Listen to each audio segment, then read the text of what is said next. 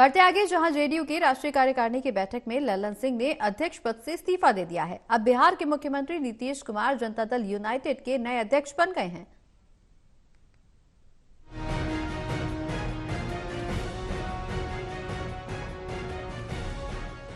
दिल्ली में शुक्रवार को जनता दल यूनाइटेड की राष्ट्रीय कार्यकारिणी की बैठक में कयासों पर मुहर लग गई। लल्लन सिंह ने पार्टी अध्यक्ष पद से इस्तीफा दे दिया। तीर चुनाव चिन्ह वाली पार्टी की कमान अब लल्लन सिंह के हाथ से छूट गई है और नीतीश के हाथों में आ गई है। इससे पहले बैठक में शामिल होने के लिए लल्लन सिंह बिहार के मुख्यमंत्री नीतीश कुमार के साथ एक ही कार में बैठकर पहुंचे थे। जेडीयू में तख्ता पलट की काफी समय से सुगबुगाहट चल रही थी। दिल्ली की बैठक में पहले से लिखी स्क्रिप्ट को मूर्त रूप दे दिया गया। इस बैठक में लल्लन सिंह ने नीतीश कुमार के नाम का प्रस्ताव रखा। बाकी के नेताओं ने सर्वसम्मति से सहमति जाहिर की, यानी जेडीयू के नए अध्यक्ष नीतीश कुमार खुद होंगे। वही संगठन और सरकार के बॉस होंगे। आने वाले दिनों में नीतीश कुमार दोनों जिम्मेदारियों को एक साथ संभालते दिखाई देंगे।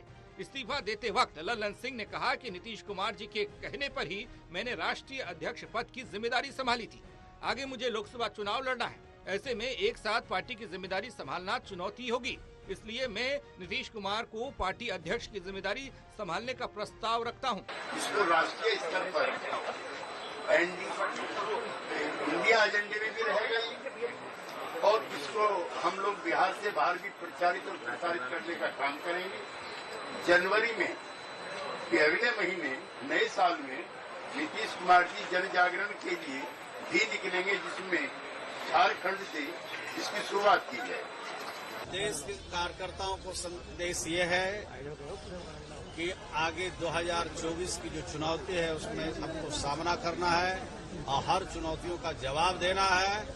और नीतीश कुमार जी का जो संदेश है, नीतीश कुमार जी का जो मॉडल है बिहार का, उसको लेकर हमें हर प्रदेश में जाना है और लोगों को बताना है कि इस रास्ते से ही देश का भला हो सकता है, गरीबों का भला हो सकता है, वंचितों का भरोसा हो सकता है, बेसहारा का भला हो सकता है।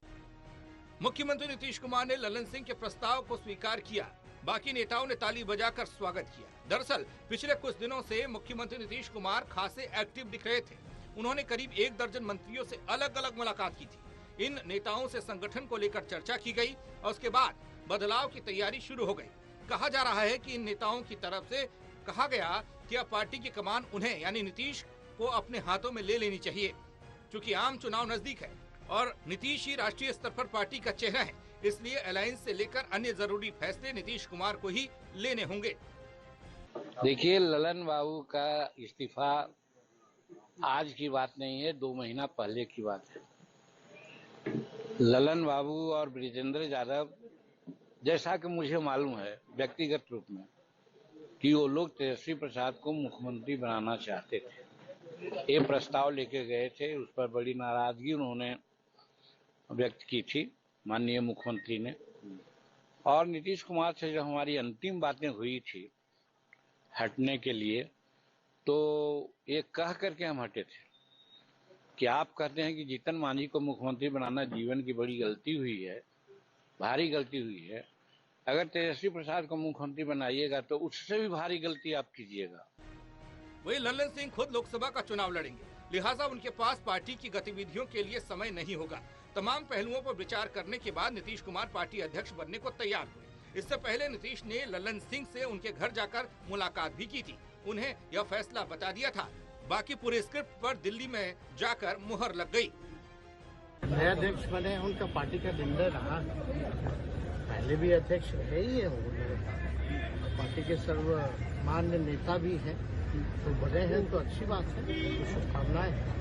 और मिलजुल करके जो हम लोगों का इंडिया अलायंस है, जो महागठबंधन है, उसको हम लोग अपने मिलकर के हम लोग काम करेंगे और बीजेपी को जो हम लोगों का एजेंडा है हराने का, उस पर काम करेंगे।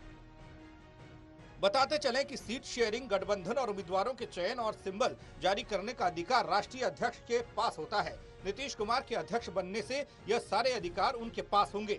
इससे पहले गुरुवार को नीतीश कुमार पटना से दिल्ली पहुंचे और यहां बंद कमरे में उनकी लल्लन सिंह के साथ काफी देर तक बातचीत भी हुई थी। National desk report, total news.